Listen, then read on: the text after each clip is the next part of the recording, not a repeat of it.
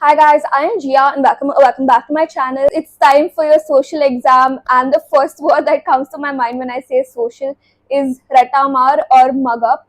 अभी आपका science exam खत्म हुआ है. I know some of you are very happy and some of you are sad or some of you are okay and are worried about your result. But don't worry, everything will be fine. It will go very well. In fact, a lot of people told me that my tips were helpful and they watched Prashant Bhaiya ka marathon.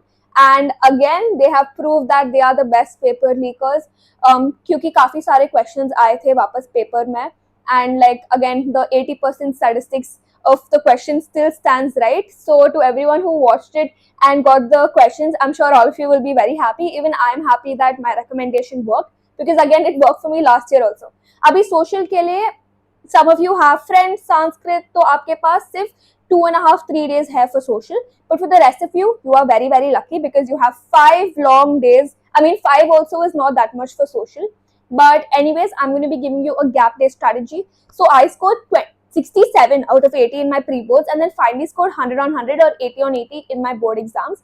And I did proper preparation during my gap days. Even I had around 5 days of gap days, so it's the same.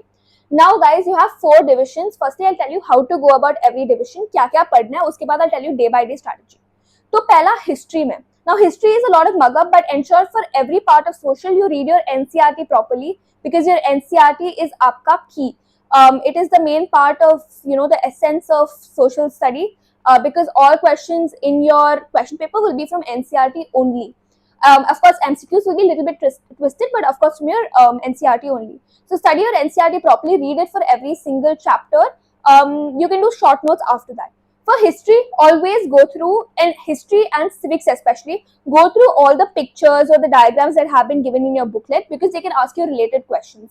For example, आपका Frederick Sorioka wala, and then in civics you have lots of like interesting memes kind of things even for civics, right? They can ask you to explain what is the two parties against each other, they're driving the car, who are which are the two parties, who are the two people in this picture, so they can ask you things like that.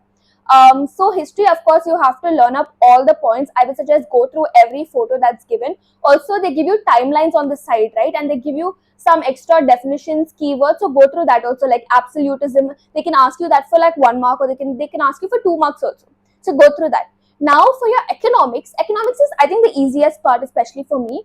What I did was the book back questions of economics are very important because similar questions to book back questions only will come in your board exam. And few numericals they might ask like per capita income and gross income, national income. They can ask you things like that, and it has been given in your NCERT also, these sums. So go through those sums also because they are kind of important. Then for geography, a lot of people will ignore Jojo country they've given or the states of India, but I made short forms for that luckily, and there was a question that came for 1 mark MCQ: in which of these following states is manganese found? So I made short forms like MMOKA to remember the states. So you guys also do that right now so that you don't forget, because such questions can come from geography. And lastly, for civics, I would say civics is again kind of easy. They give you answers and points, so learn those points properly. Now this is the basics what you will do for social studies, especially in your gap days. And of course you can watch Digrad sir ke videos. Even I watched them, the 4 a.m. marathon and marathons before that, for your conceptual understanding if you don't want to read every page of your NCERT. But I will suggest reading your NCERT also properly. Now, if you have 5 days, what I will say is do 5 chapters per day. Last day, full on revision. And these 5 chapters, you can say you give around 1.5 hours, 2 hours per chapter. Go through your NCERT fully, go through your guidebooks, do book back questions of your NCERT. These are important things that you got to do. And I will try to provide you short forms for everything by tomorrow if I can. So definitely make your own short forms as well, because they'll really help you to remember, and write it down in a notebook so that last day you can see. By the way, I know it's a lot to study, but this is the last time you're going to be writing a social studies examination. So give it your all and say goodbye to the subject happily. So yeah, if you have only 3 days, then I will say now also you study a little bit social studies along with Sanskrit and French.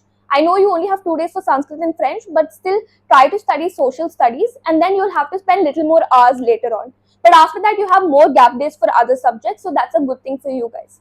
Now always start with harder chapters or chapters that are very long, so that you get done with it, you know it properly, and on the last day also you revise these longer chapters, especially in history. And I'll say every day do all 4 parts of social studies. Don't do history one day, civics one day. It'll get very annoying, and your brain will also mess up things from different chapters. So ensure you do every day, all 4 you do, and do at least 1 chapter per everything every day. Start with tough chapters and then go on to easy chapters. I'll also be giving you presentation tips in future videos, so stay tuned for that. And all the best, guys. Do like, share, comment, and subscribe for more such content. Bye, and you will do amazing.